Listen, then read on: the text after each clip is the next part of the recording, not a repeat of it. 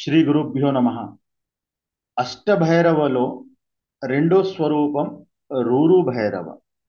ఈ భైరవ అగ్ని ఆగ్నేయ కోణానికి శాసిస్తారు. ఈ భైరవుడు ఒక వాహనం వచ్చేసి మనకి నంది. నంది మీద ఈ స్వామి ఆ, ఆసనమై ఉంటారు. స్వామికి 4 చేతులు ఉంటాయి. 4 చేతుల్లో కూడా ఆయుధాలు ధరించి ఉంటారు. ఈ రూరు భైరవకి అధిష్టాన దేవత వచ్చేసి పరమశివుడు.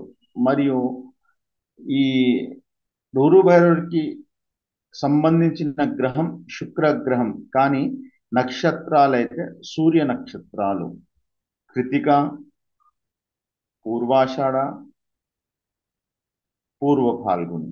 ఈ నక్షత్రాలు ఈ ఒక రూరు భైరవుడికి సంబంధించిన నక్షత్రాలు.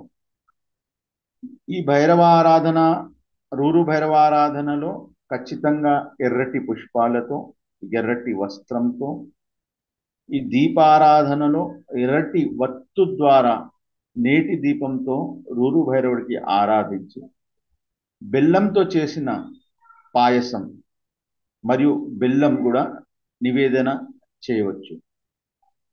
ఈ ఆగ్నేయ కోణంలో ఉన్న భైరవ ఆరాధన ద్వారా ఆరోగ్యపరంగా, లేకుంటే మీకు ఏదైనా వాద వివాదాలు, కోర్టు కేసెస్ కానీ ఉంటే ఈ రూరు భైరవ ఆరాధన వలన ఆ ఒక కోర్టు కేసులు త్వరగా తేలిపోయే అవకాశం ఉంటుంది. ఈ భైరవుడికి నామమంత్రం ఓం రూరు భైరవాయ నమః అని ఎర్రటి పుష్పాలతో అర్చన 108 సార్లు చేసుకోండి. ప్రతి భైరవుడికి మీరు బటుక భైరవ అష్టోత్తర నామం ద్వారా చేసుకోండి. ఈ మీ జాతక చక్రంలో సూర్యుడికి సంబంధించిన నక్షత్రాలు మరియు శుక్రగ్రహం అనుకూలంగా ఉన్న సమయంలోనే మీకు ఈ ఒక రూరు భైరవ ఆరాధన చేసుకుంటే శుభ ఫలితాలు దక్కుతాయి.